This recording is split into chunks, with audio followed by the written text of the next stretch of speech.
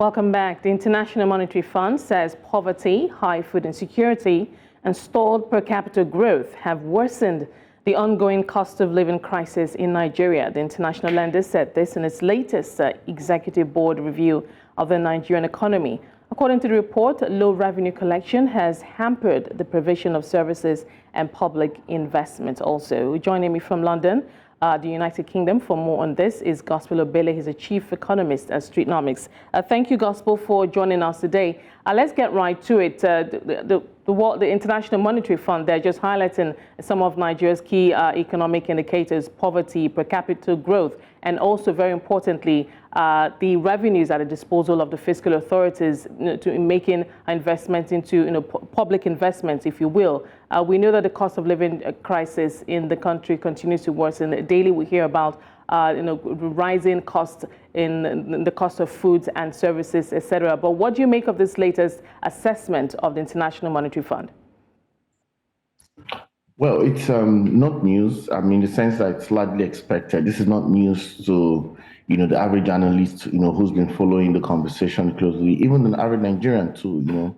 It's just that you now have some more technical arguments put in place, to reinforce the IMF position when it comes to what recommendations should be taken into consideration. So the Nigerian economy, of course, is very much strained right now, with the way things are evolving, looking at the exchange, looking at inflation, looking at interest rates, looking at the recent policies by the monetary policies, central bank in the sense, and how the fiscal authorities have also managed the economy since its inauguration last year. So it's not news, it's safe to say. In my own understanding, the arguments are to reinforce its position, to fully take out subsidy when it comes to the electricals and fuel subsidy as well. Let's take a deeper dive into some of the highlights of that report. Now, the IMF says that low reserves is limiting fiscal options in terms of, I suppose, how much the government has to spend on social activities, etc.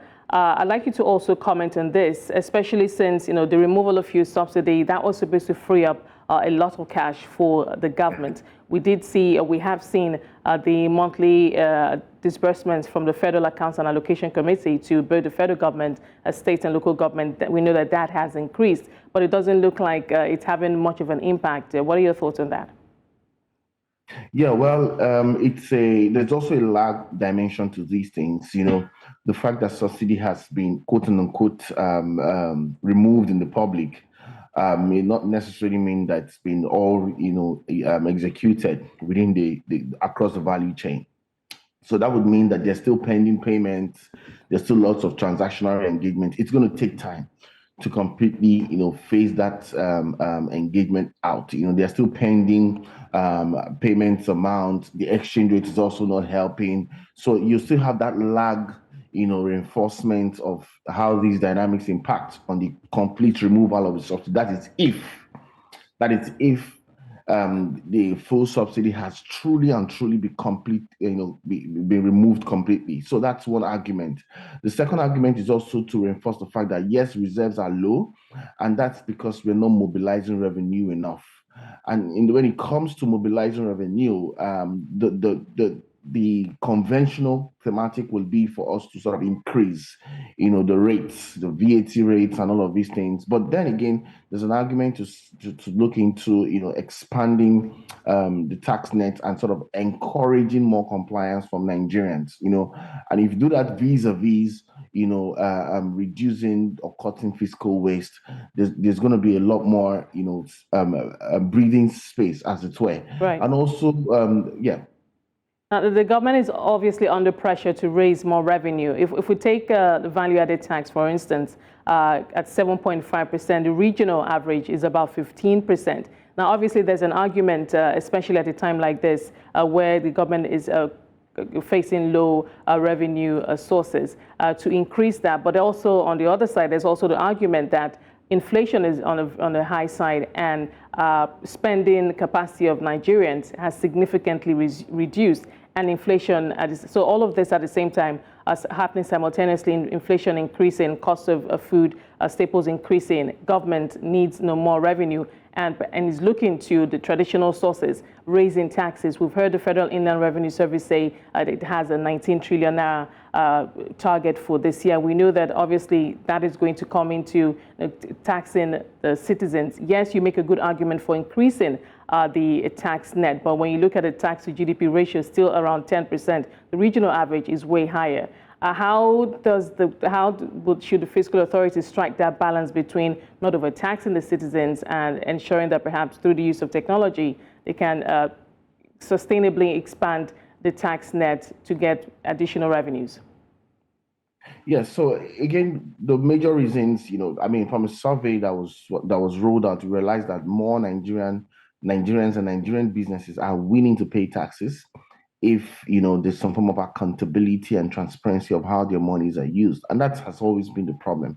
The challenge has not really been unwillingness to pay. The challenge has been there is no motivation to comply. So they're two completely different things. And I would want to suggest you need to deal with that motivation to comply rather than setting targets and enforcing targets further down, or you're trying to increase the rates like VAT rate, like you mentioned earlier on, and you already know that businesses and Nigerians are already at a squeeze when it comes to the cost of living and the cost of doing business. So that route of raising rates, in as much as it's a very valid conversation, I don't think it's a sustainable route, because you're likely going to push more institutions towards what we term as, in fact, both tax evasion and tax avoidance, as you want to think about it. And we've seen that as well in recent data to show that more SMEs in Nigeria are increasingly seeking to go informal, to reduce, having to reduce exposure to regulatory radar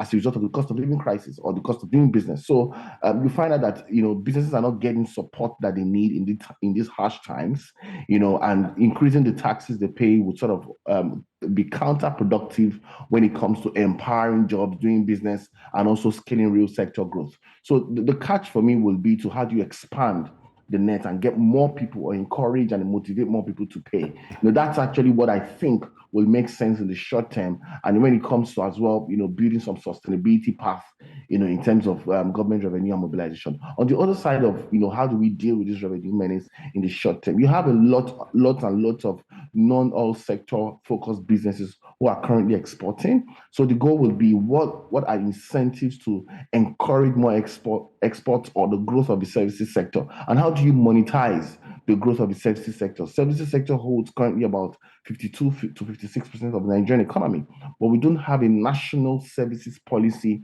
that would sort of encourage investment and facilitate foreign exchange receipts for the sector. No strategic headline policy game in that space, especially when you think of connecting to the ESFTA and to global markets now, where due to geopolitical tensions, nations are now looking to outsource services, outsource manufacturing to nations that are relatively on the advantage, especially when it comes to talent and when it comes to human resource, which is what Nigeria has to a very large extent, entrepreneurial talent, as the case may be. So there are lots of low-hanging fruits on the table when it comes to the non-oil sector services and engaging markets block, as well as to motivating, tax compliance, than having to shrink all the balls within the oil and gas sector and shrink all the conversation within, having to grow tax rates and all that. I don't think that's sustainable, and I don't think that is big thinking when it comes to dealing with a very, very huge problem that we are faced with.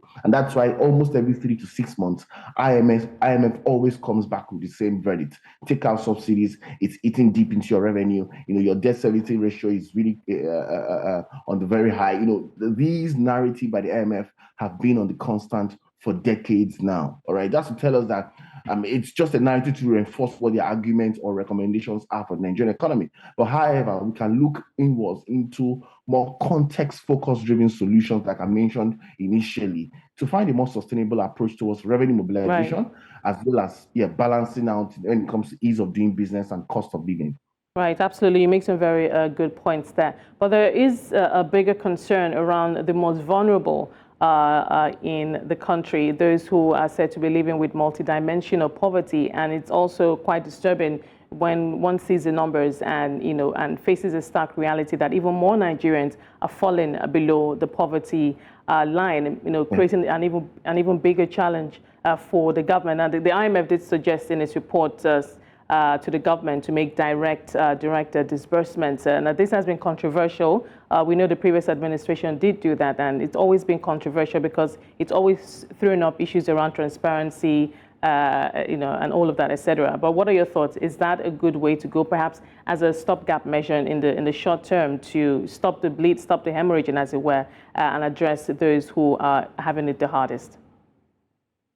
Well, it's safe to say a good way to go, but it's only at best necessary, but not sufficient. So reasons why we come back to this conversation, because the tactics are not sufficient. Tactics are necessary, but they are not sufficient. All right. So within the times we live in, we still have that ongoing constraint. Inflation and interest rate dynamics globally and even locally are eating deeply into the realities of the average Nigerian. So even if you give them monies, we are back to square one. So those monies and those relief packages or palliatives are necessary, to help and to cushion the short-term effect, but they are not sustainable even in the short term. All right. So the most sustainable route you want to think of is how you're balancing out across economic policies, monetary policies to ensure that you can create more jobs, facilitate the growth of small businesses. All right. And all of that, and industrializing, in fact, industrializing to a very large extent. All right. And picking sectors, even if it's at least 2 to 3 sectors within Nigerian economy that I want to focus on for the next 1 to 2 years.